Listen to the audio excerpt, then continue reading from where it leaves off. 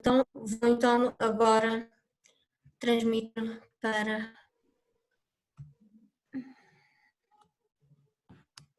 meu Deus.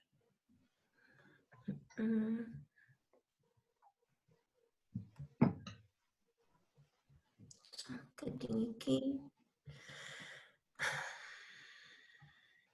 Sabe o que é? Como eu pedi-me para gravar na nuvem, eu preciso de permissão. Eu acho que vou gravar o meu no computador, professor. Ah. Está bem?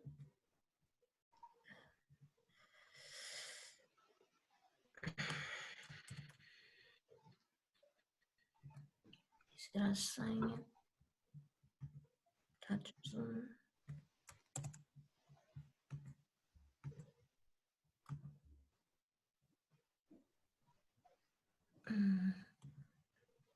Está a haver aqui um problema. Está a conseguir gravar, professor? Estou sim. Ele está a gravar neste momento. Ok. Eu não estou a conseguir. Conversa. Eu deixei de ver completamente isto. Veja lá se facilita assim.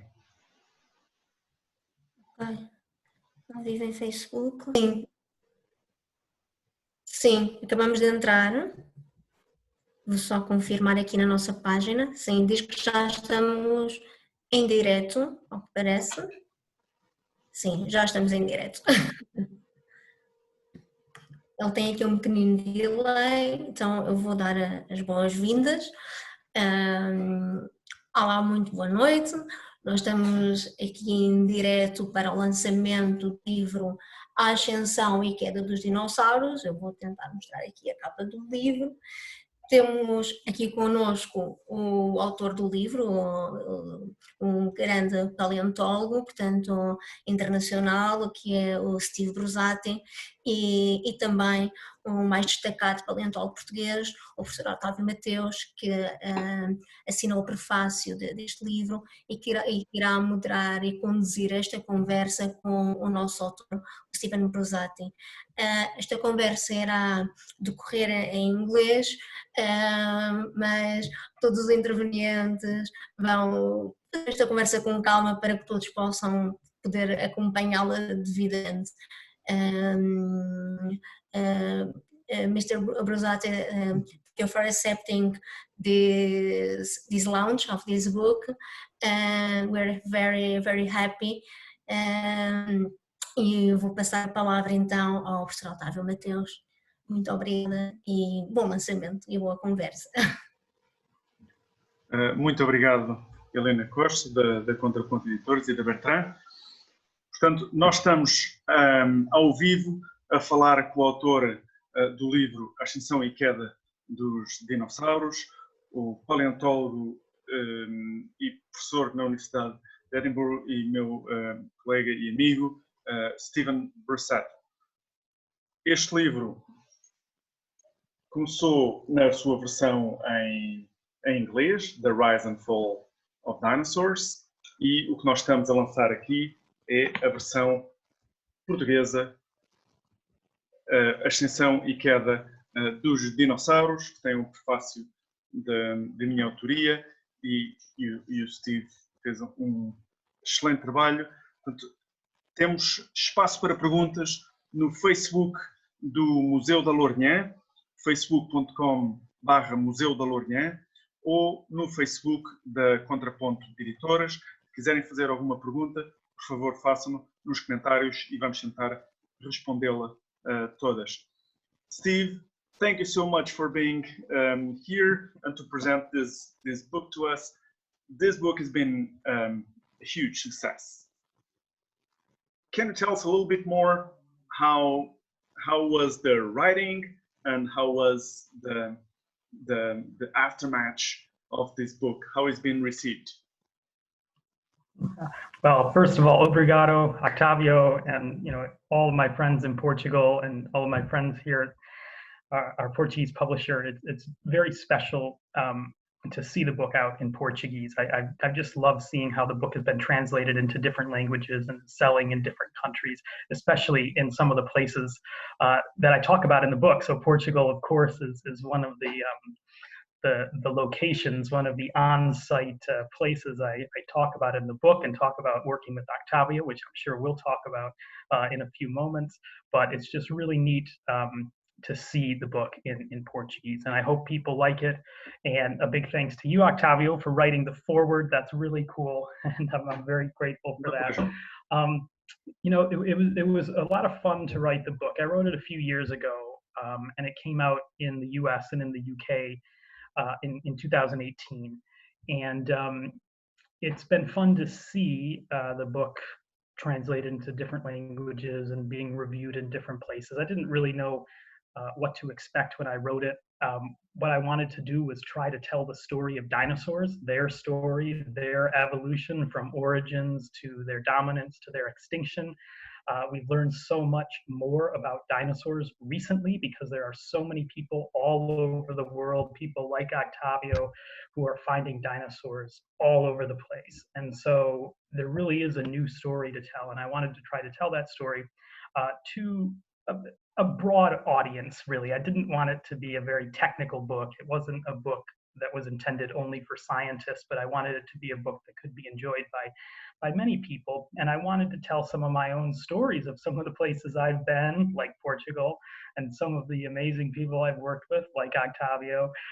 And so it was a lot of fun to put that together into a story. And I'm just glad that people have been reading it and seemingly enjoying it. So it's been a real privilege and a real pleasure for me. Well, the book, let me explain the structure of the book in Portuguese for our audience. O livro tem a estrutura de vários capítulos que seguem uma ordem cronológica ao longo dos milhões de anos. Antes da existência dos dinossauros, temos o primeiro capítulo, a origem dos dinossauros. Depois os dinossauros erguem-se, os dinossauros tornam-se dominantes, os dinossauros e os continentes à deriva. Portanto, estamos no Triásico, Jurássico, os dinossauros tiranos, o rei dos dinossauros, os dinossauros na melhor forma, levantam voo e, por fim, a extinção dos dinossauros e depois dos dinossauros. E esta estrutura que nós vemos no livro conta-nos como, ao longo do tempo, os dinossauros conseguiram passar de répteis que não dominavam o mundo para os principais répteis dominantes, e existem atualmente 10 mil espécies de dinossauros vivos. As aves, os dinossauros não se extinguiram na sua totalidade, e este livro também explica como é que deu origem às aves, e ainda com 2 capítulos sobre o Tiranossauros Rex, o dinossauro favorito do nosso autor. Portanto, está escrito de um ponto de vista cronológico, mas também com uma série de histórias da ciência, histórias pessoais de Steve Brusatte. I was just telling the story or the structure of the book and the style of the writing in Portuguese. You have one chapter dedicated to Algarve. The second chapter is dedicated to the rise of dinosaurs, and I was thinking we could also discuss a little bit about that and show some pictures, show something about Algarve, where we work together. And you use this picture in the book. All the time. You took this picture, I think, right, with your camera. Well, I'm here, so I was not the one taking this picture. But one of us in our team took this picture. Somebody, or you said it. Listen, I'm trying to see who's not in it. Oh, maybe no, I don't know. But it's a beautiful picture. It's a great fieldwork picture. It is. It is. And I noticed during some time you had in your profile, professional profile, the picture you use was the one you are in this position. Yeah. And you had the picture in Portugal as your main picture profile, which made me very, very proud. Probably I took that picture. I was very happy to see that. With this excavation, we got many skeletons, and the skulls are more visible, of this Metaposaurus algrivensis, a giant salamander with more than 220 million years, and the story of how these animals dominated during the Triassic is told in the book. We have here a small video of our excavations. I'm not sure if you are on it, Steve, but it's good for people to see. I remember when we took these videos. Yeah. So most of the people think digging dinosaurs is very easy with a brush. So here, more the reality, just hammering all day long and trying to get the bones out of it. The bones are collected in big plaster jackets, which you see it behind us, and then being prepared in the lab. That's me with Joao there, I think. Yeah. Yes, João Marinheiro and you. And the bones were on this layer here, being protected with a plaster and burlap.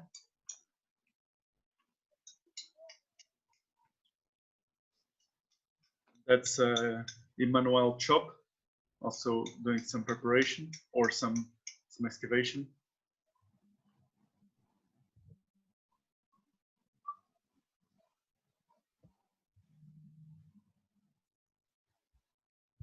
And here, part of the team, almost all the team. Here, both of us, and some American, British, French, and Portuguese, Swiss, Belgium, and Portuguese colleagues and friends. Was pretty amazing, pretty fun excavation, wasn't it? It was. It's some of the most fun I've had, and I still remember very well all the times we did the excavations. And the first time, of course, we Richard Butler, who's the guy with the fiery red hair there towards the middle. Richard and I still remember when we got in touch with you over email. Of course, we both knew you, but we had, long before then, but we had read this paper about those few small bones that were collected by a German undergraduate geology student in the 1970s who was doing a map of the area. And those bones found their way to Berlin, and they sat around in a museum for a few decades, and then some paleontologists saw them and published a short paper, and Richard and I read that paper. You had read that paper, and kind of at the same time we started talking about it, and we said, oh, wouldn't that be fun to see if we could find more bones there? And for me, I thought, oh, this would be awesome. This is the Algarve. Everybody goes to the Algarve for holiday time. It's going to be sunny. There's going to be great food. And it was. The weather was great. We had lots of great food. And we spent a week, out, the three of us, prospecting, trying to find the bone layer. And it was frustrating at first, I remember, and it took us a while to find it. But I'll always remember when you found, Octavio, the layer in situ. We knew the fossils were in the area. We were finding bits and pieces falling down the hill, and we just couldn't quite find the original layer. And then when you found it and you shouted to us, that's the story I tell in the book, because it really was a true, honest, exciting moment of discovery. And then when we all converged there and we realized that there was an entire layer, thick, I don't know, about half a meter or so, just full of bones. It was incredible to see it. And we knew these were the bones of these amphibians, these giant salamanders, but we were hopeful we would find some other things too. Of course, we wanted to find dinosaurs because this was the time in the Triassic period when the first dinosaurs were living. We haven't found dinosaurs yet in Portugal in the Triassic. Of course, you have so many in the Jurassic, but I hope one day we can, go back and continue to look, and that we will find a dinosaur. Now, maybe they didn't live there. Maybe they were very rare. In a sense, it doesn't matter too much, because these giant salamanders, these things were the animals that ruled that world in the rivers and the lakes back in the Triassic. It was not yet a world that dinosaurs dominate. It was a world where dinosaurs were still small and humble. And that speaks to the origin of dinosaurs and how dinosaurs got their start. They didn't start off big and scary and giant and dominant, but they started in the shadows, and it was these kind of things, Metoposaurus there, that were the animals to fear in that Triassic world. This was this name, we got it from inspiring Algarve, obviously, and you were the first author in this article. You have been author of many articles, been an amazing, amazing CV, and this paper in particular, and this research we have done, had some implications in the region. Have had that implication, and now the municipality of Lolé, where these findings are, plus Albufeira and Silves, are organizing themselves to make an application to Geopark.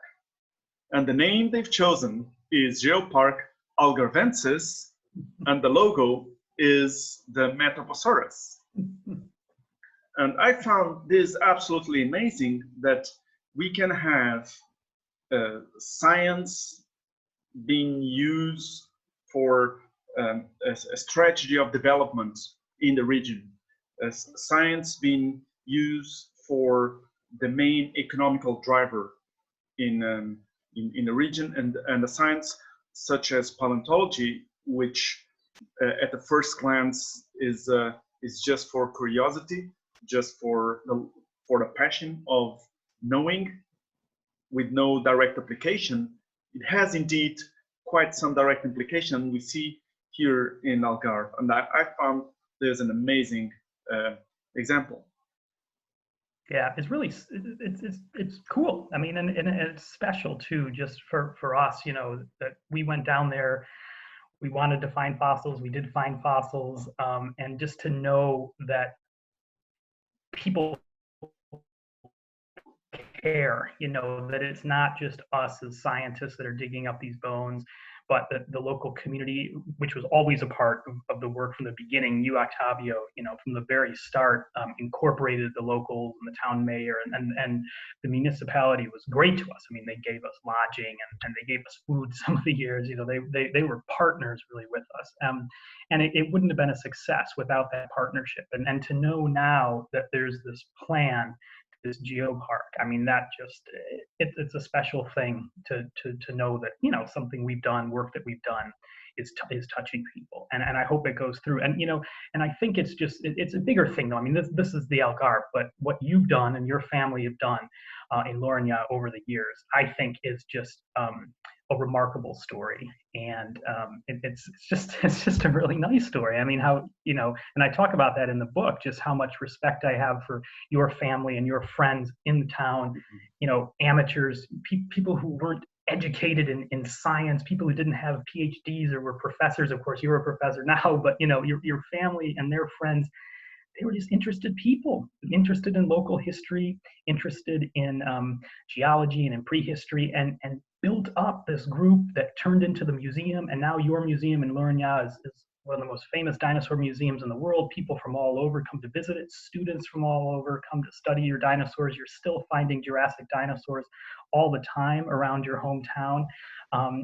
You know, it's just so cool. And you know, for those of you that are listening that maybe don't know that story, you know, go and check out Octavio's museum. Of course, you know, once we can all travel again safely. But there, you know, one of the things I love about paleontology is that stories like this can happen. You know, you don't need to have all of the advanced education in order to make a contribution. Anybody can find a fossil. And that's just not true of so many sciences. It's, you know, very difficult to be an amateur nuclear physicist, you know, but paleontology is wonderful. And people like Octavio, but also people like me, I started collecting fossils as a teenager.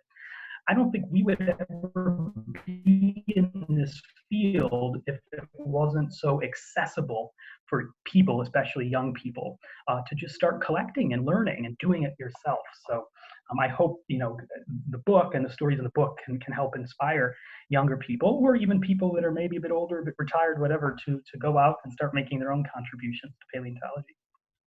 Yeah, in that sense, paleontology is very democratic. You don't need to have big equipment. You could do it with a good pair of boots, a good pair of eyes. Just go to the field and find a good fossil, and that's a very democratic science, because anyone can contribute in their backyard, basically. Yep. Tell me more about the impact of your book. I mean, I've seen many people reading, many people enjoying it. I recommend it to my students at university. Oh, good. Thank you. With a lot of pleasure. Do you have which kind of feedbacks do you have from people all over the world, universities and colleagues, concerning this book? Well, I've been really happy with the way it's been received. When I wrote it, which I think is true of anybody who writes anything, or any artist who paints something, or a musician who records something, like, you know, you produce something creative, and you just hope that somebody's going to take notice. You hope you haven't just wasted your time, and that people are going to see it and it's going to make some kind of impact. So I was just really happy that you know, people did see the book, and that it did, you know, it sold fairly well, from what I gather, and it certainly has been translated into lots of languages now, and that's a nice sign. And you know, I mean, it has lots of reviews and stuff online. Like most people, I always gravitate to the 1-star reviews and kind of, you know, beat myself up over those. But I'm happy that most of them are not 1-star reviews. And you know, I've got to do a lot of cool things and speak at book festivals and give talks at museums, and, you know, go on television and radio interviews and stuff about the book. That's been so cool. And I'm right now working on like a younger reader's version. It's almost done. It'll be published, I think, next March is when it's planned, in the US and the UK, and maybe it'll be translated. But it's basically the same story of dinosaur evolution, and the story of, you know, us, our discoveries and travels and everything, but for kids that are like 8 to 12 years old. So that's a lot of fun. I just really like it now that it can reach younger people, and I hope it can inspire younger people. And I hope that version of the book will be a book that's in a lot of schools and in a lot of libraries, and that parents will be, you know, buying their kids for Christmas and so on. And probably maybe the neatest thing about the book, and, you know, of course, you know, I live in Scotland now. I'm joining you from Edinburgh, but I'm from the United States. I'm from around the Chicago area. That's where I grew up. And of course, you know, as everybody knows, we have our election coming up, and you know, which is a horrible source of stress right now, just thinking about it.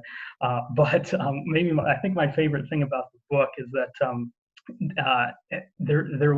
so Bill Clinton, the former president, read the book and mentioned it when he gave a talk, and said it was his favorite book of the year, which I was like, you know, I couldn't believe it. And then there's a guy named Newt Gingrich, who was a Republican politician, who was Bill Clinton's like adversary, his big enemy. Newt Gingrich was the Speaker of the House of Representatives when Bill Clinton was president, and Newt Gingrich is a big dinosaur fan, which I love. I don't agree with his politics, but Newt Gingrich reviewed the book for Fox News, and said great things about the book, and that led to a big spike of sales on Amazon. I couldn't believe it. I just checked my phone one day, and it's like, oh my God, like the book is in the top 50 or something. So I find it so funny that both, you know, Bill Clinton and Newt Gingrich read this book on dinosaurs that I wrote, and they both liked it, and they agreed on nothing in the 90s when they were politicians. I mean, so that just brings me a smile all the time. Absolutely, it's a good story. Well, let me tell you my story about this book. I was preparing my trip to Greenland for an expedition, and you know, it's very harsh conditions in Greenland. We're flown with a helicopter. We are in the ground during 1 month with no connection whatsoever with the rest of humanity, and 100 kilometers from any other human. So we mounted tent. I grabbed my book, which is the book that I brought to for this expedition was your book. I grabbed the book and started to read it. And my colleague Jesper Millen said, "Oh, where did you get my book?" I said, "No, this is mine." So we brought the same book. Like, there is no books in the 100 kilometers around, and there is 2 books, and they are both your book.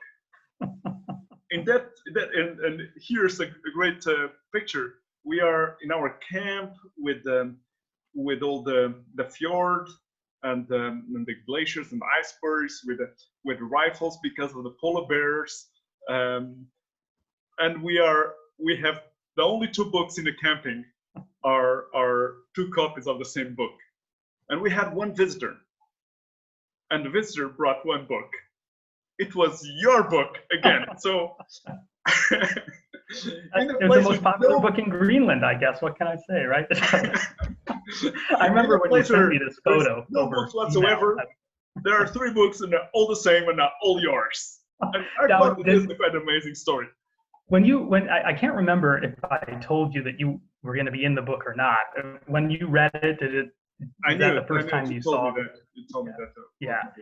Yeah. So I hope I did you justice. That's the hardest thing really, was writing about my friends and my colleagues and thinking, oh, what do I want to say? And I hope I don't embarrass them, or I hope I don't say anything that they wouldn't like. And it's a weird thing writing about your friends like that when you're not a professional writer, like a novelist or something. They're good at that kind of stuff, but I'm just a dinosaur person. I'm not a professional writer in that way. So I hope I did you justice. And there's so many other paleontologists in the book that I talk about, people that I've worked with. And, I hope it comes across in the book just how much fun I've had in the last 15 years or so when I've studied dinosaurs, just traveling around, working with so many interesting people in so many interesting places. I have so many colleagues who I respect so deeply, the people that have been mentors to me, the people that have been collaborators.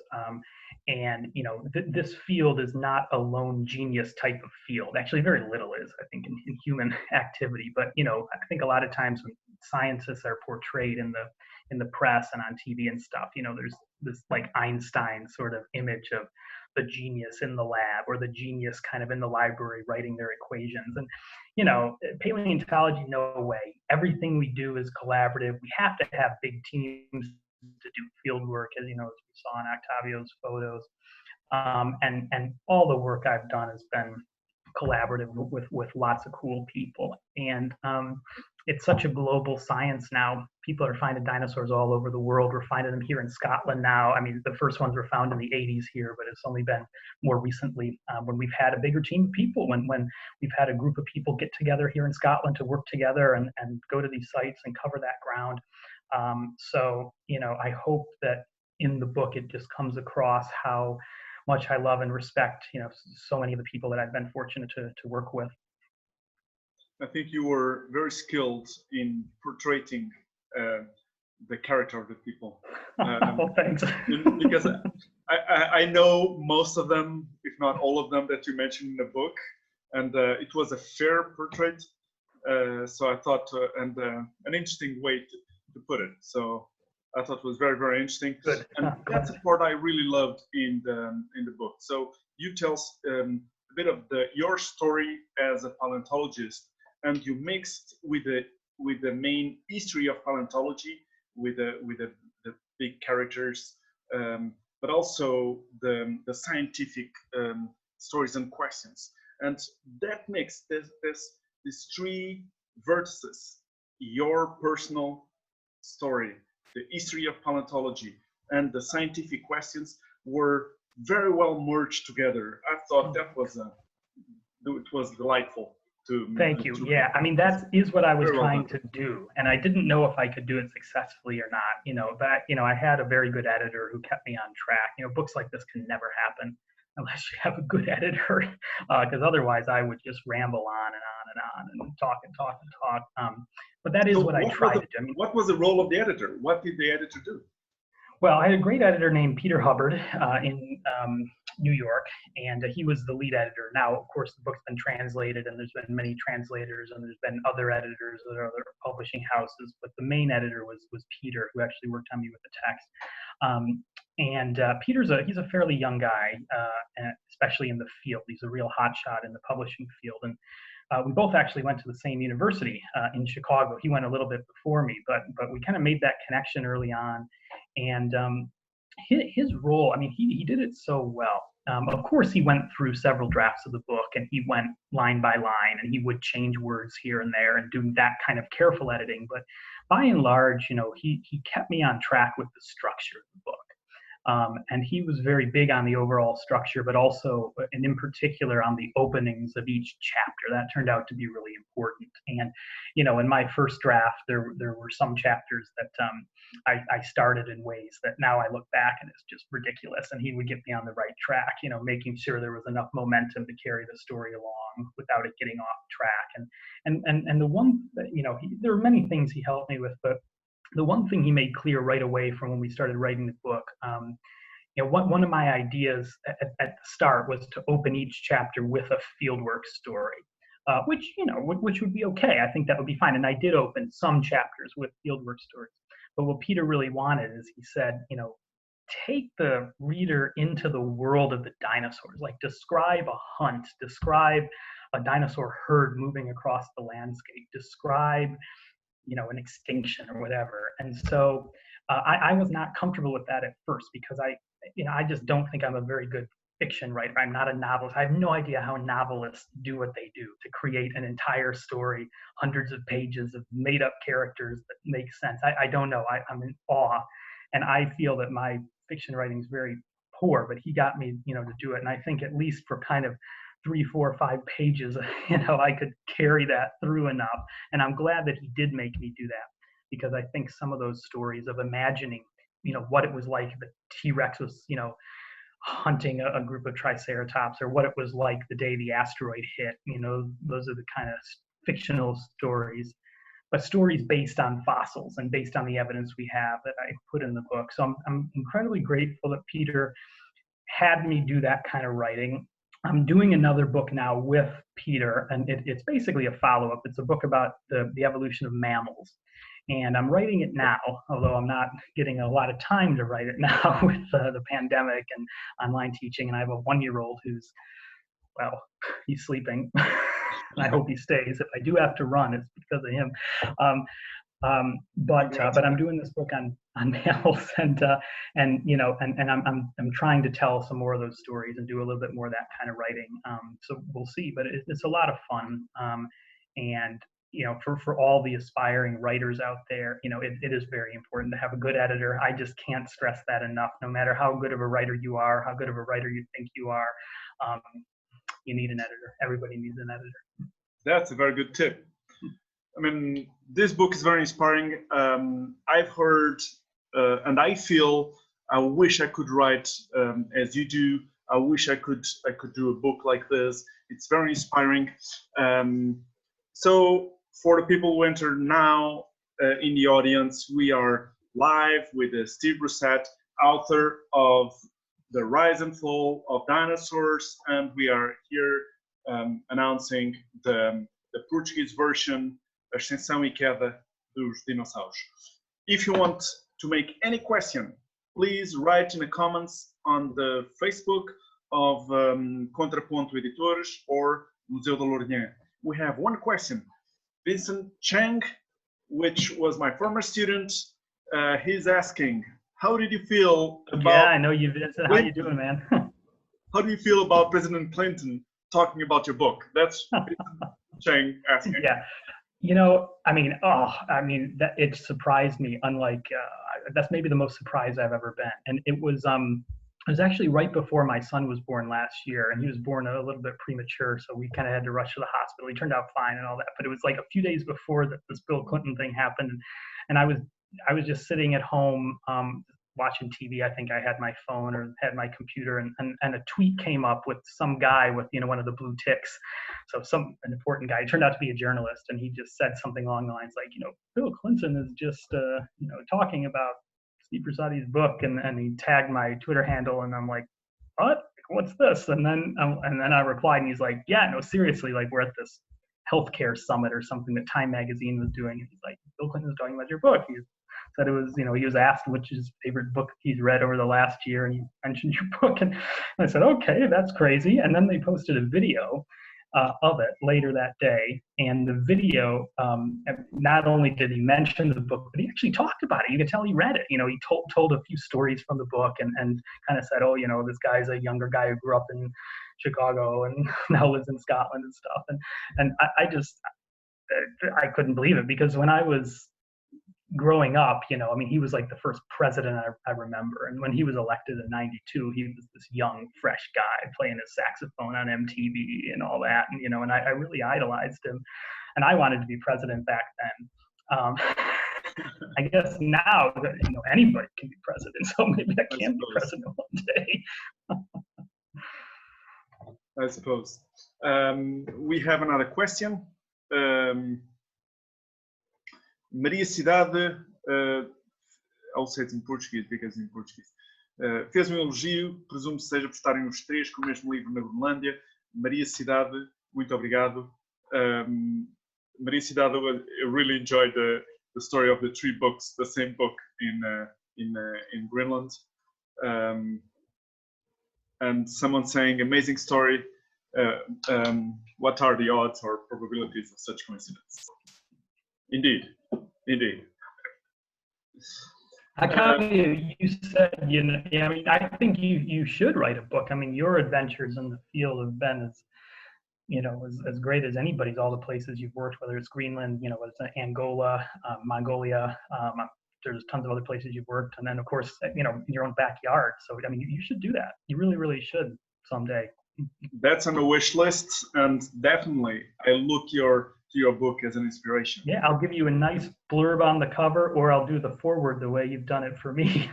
So it's a deal. It's a deal if you do it. It's a deal. It's a deal. With that'll be fun indeed. So, Steve, you write very good scientific papers, Nature and Science. I mean, top-notch research. You write scientific books for scholars, like Paleobiology of Dinosaurs. This book that we are promoting now is more for adult audience that not necessarily scientists, but they are interested in science. And now you're writing for children. That's quite wide range of skills, and I know you can do it. You can do it well, but still surprising. What do you have to say about it? Well, I mean, you know, I've always liked to write.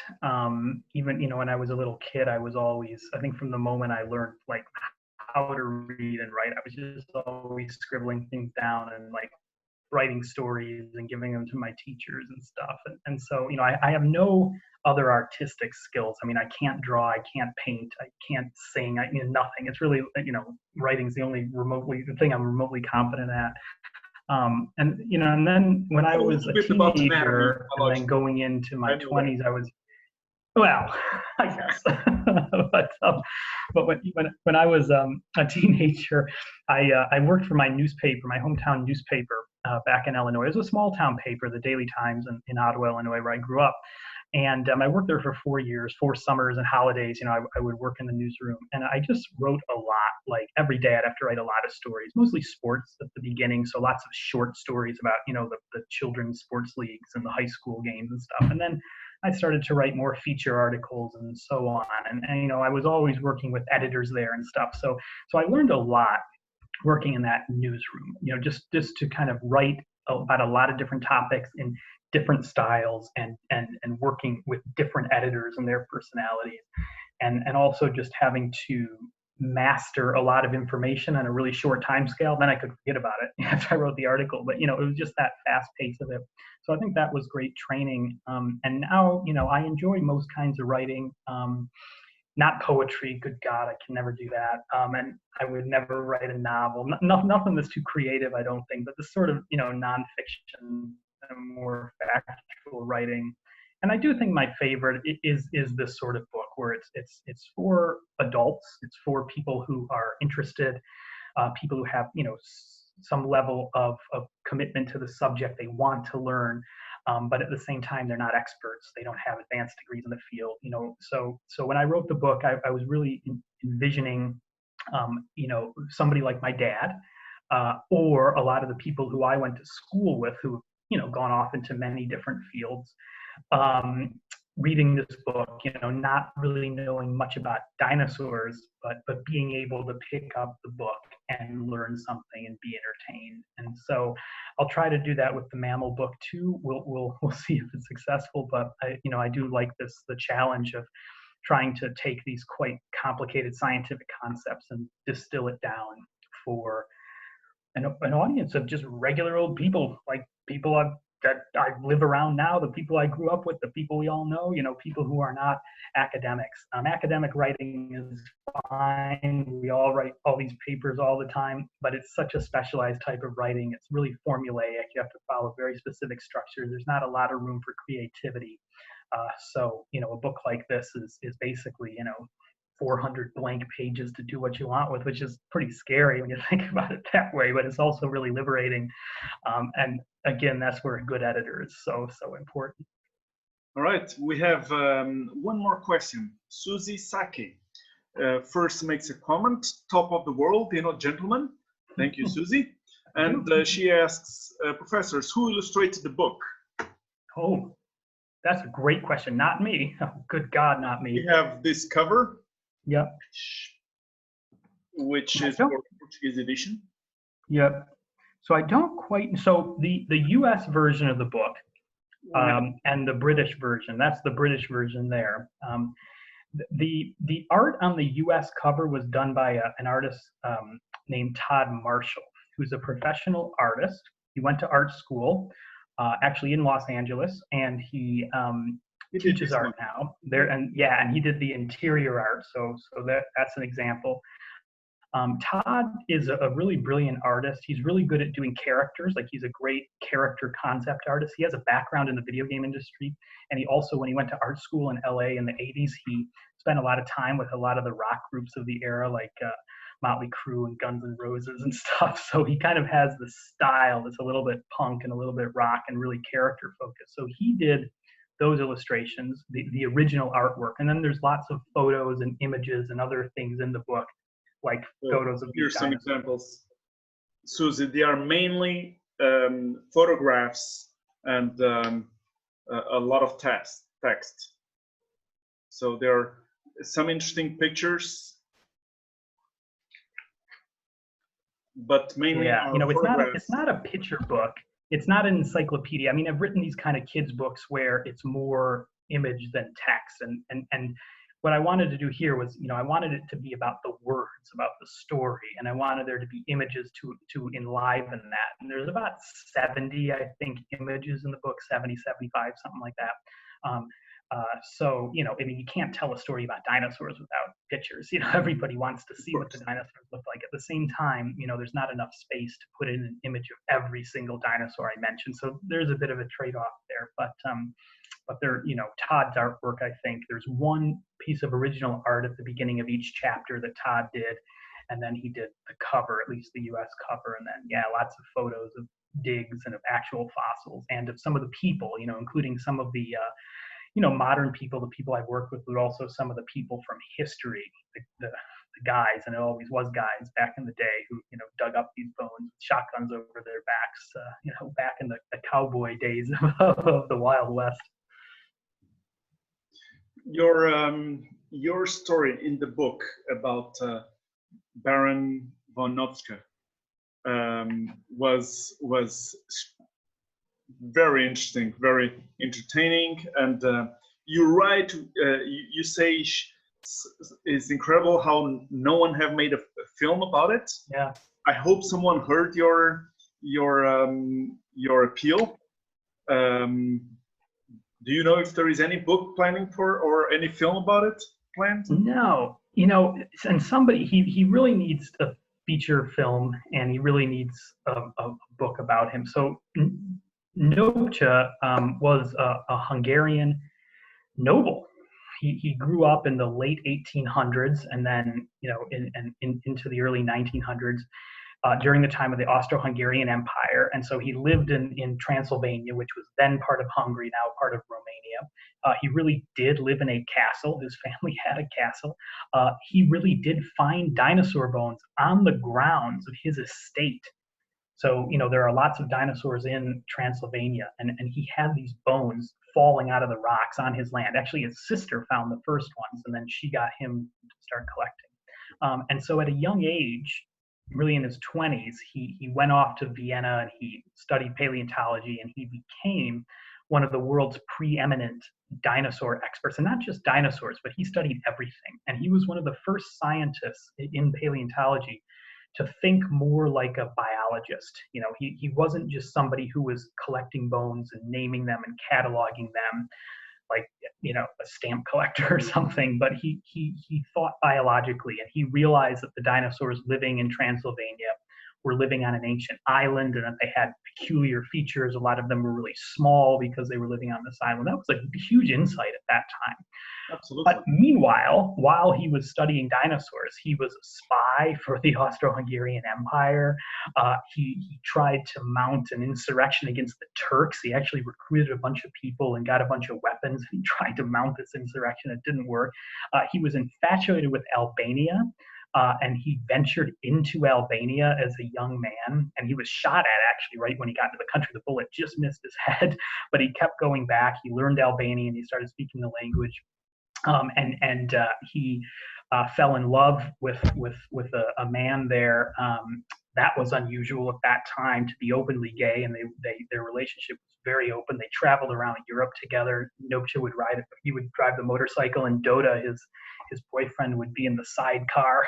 Think about this in like 1910 or 1920, like incredible. And then later on, after the fallout from the war, he tried to install himself as the king of Albania, and that failed. So he went back to collecting fossils, but he lost all of his land after the war, and he had a lot of peasants that worked for him. He was apparently not a very nice landlord, let's say, and his peasants revolted around the time of the war, and they beat him up and they almost killed him. And so he kind of then went into this life of poverty, and he sold a lot of his fossils to the Natural History Museum in London.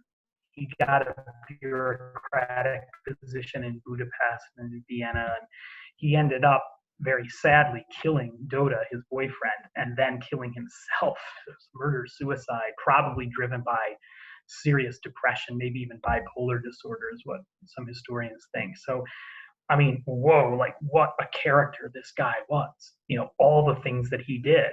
And at the root of it all, at least for us, he was one of the world's experts on dinosaurs of his time. He named so many new species, he collected so many dinosaurs, and he had such insight that really nobody at that time did. He was a genius thinker when it came to the science of paleontology. So, I wrote a few pages about him. I worked in Romania. It's a great place to dig up dinosaurs, and I love going there and working there. Very different from doing field work in the Algarve. You're, instead of being in the sun and in the hills or near the beach or whatever, you're, in the shadow of castles and collecting bones out of rivers and stuff.